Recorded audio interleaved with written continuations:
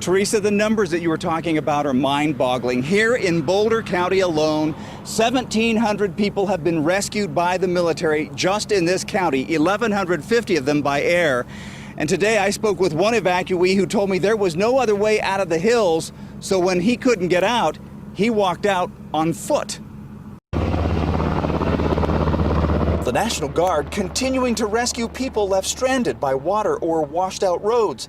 Many of those evacuees staying at the YMCA in Boulder. Thomas Euler has been here for 4 days. He lives on Old Stage Road and said he had to hike out on foot. By the time the rain stopped, there was such a mass of debris, and then in front of the debris still floodwater raging, that there was no way to get out by vehicle from my house. Euler posted this video on Facebook showing the water rushing by his house on Thursday. He said it flooded the lower level, damaging his hot water heater, furnace, washer and dryer. What's it been like not being home for 3-4 days? It's difficult. Keeping clean is probably the most difficult issue right now. And you want to shave, you want to shower, and it's not easy. Now, Euler told me that he is going to try to get back home today.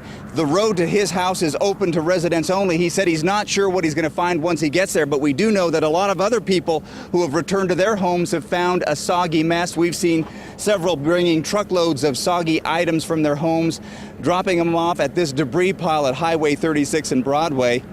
We've only been here for about an hour and a half, and we've seen that debris pile grow. And with as many sofas and chairs and other items that we've seen in people's front yards here in the Boulder area, that debris pile is sure to grow even more.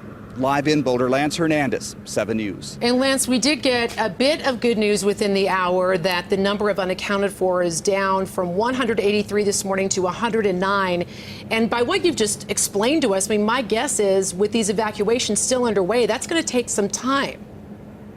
That's what we've been told, that the main question surrounding this whole thing is just one of communication.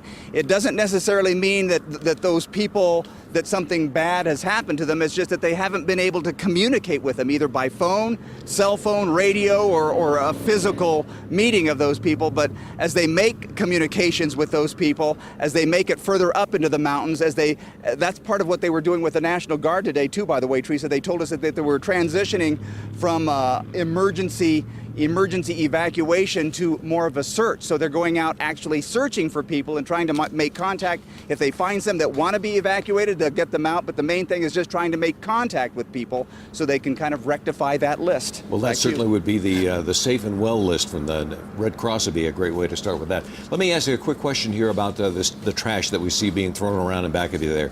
Those are rollaway dumpsters, if I'm not mistaken. And I know that in Longmont they put a bunch of them out there. But this afternoon they were sending out a note from Boulder saying, boy, they're concerned. They're not sure they have enough ability to be able to get all of that trash out of there. What are you hearing about that? All I can say right now is that when we were driving in the North Boulder neighborhood that we were at on Thursday, we wanted to go back and check and see what Topaz Drive looked like itself, because that's where I was stationed on Thursday watching that raging 4 Mile Creek come down the street there. And we saw yard after yard after yard that had items. You know, what you're seeing here is like carpeting and the layer that goes underneath the carpeting, and you're seeing drywall. I'm seeing a cedar chest. We saw a Christmas tree a little bit earlier. You know, see, these are probably items that were down in people's basements, furnishings, furniture items, the stuff that they store down there, the carpeting. That's what you're seeing ending up in this pile here. And I know that there are many, many homes in Boulder up on the north edge of town, on the northwest side of town, that have basements, so I'm assuming that we're going to see a lot more stuff out here as well. My goodness. That's just quite a mess that you've got going out there, and what's interesting to see is that the piles out in pure size and certainly in the number of them outnumber the rollaway dumpsters. As yeah, unfortunately. Yeah.